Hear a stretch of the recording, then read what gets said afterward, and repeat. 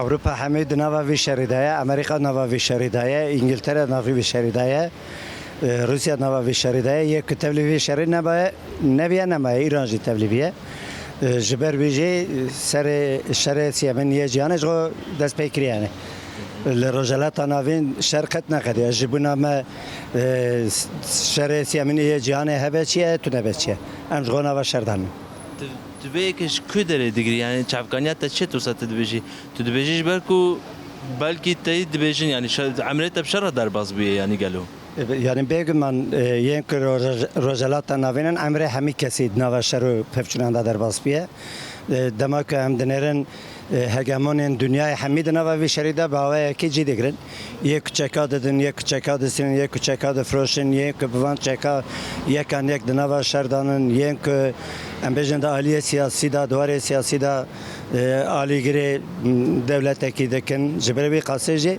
Hemu cihan halu hazır nava şeru pevçune dair. Ev hegemonin cihanê ku tu dibêjî hêzên kurewî gerdûnî ku tu dibêjî.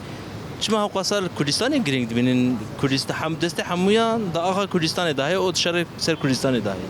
Abek man devlemendiya cihanê bigranî li rojalata navîn e. Kurdistan jî di dilê rojalata navîn de ye. Di mezrabota da ye. Mezrabota jî ji hebûna xwe heya îro ji İskender bigire heya îro di nava şer û pevçûna da biye.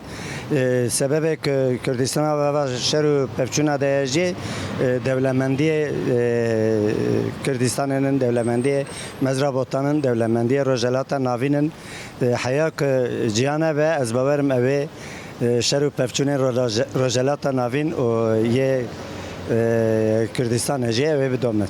Baş e şer her du rojava geldaye gelê rojhilata navîn tevayî serî de Kurd. Modela çareseriya aştiye çi ji bo Kurdistanê ji bo rojhilata navîn?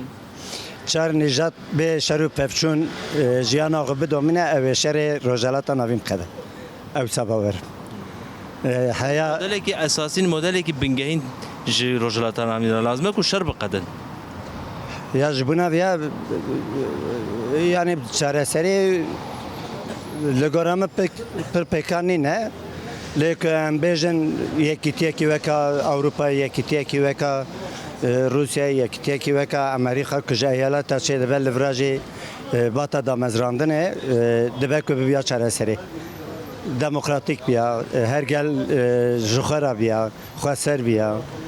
Di nava xwezaya xwe de, di nava meşrutiyeta xwe de jiyanekî dikaribe bi rêve bibire ew ê çareserî dibe ku pêkan be.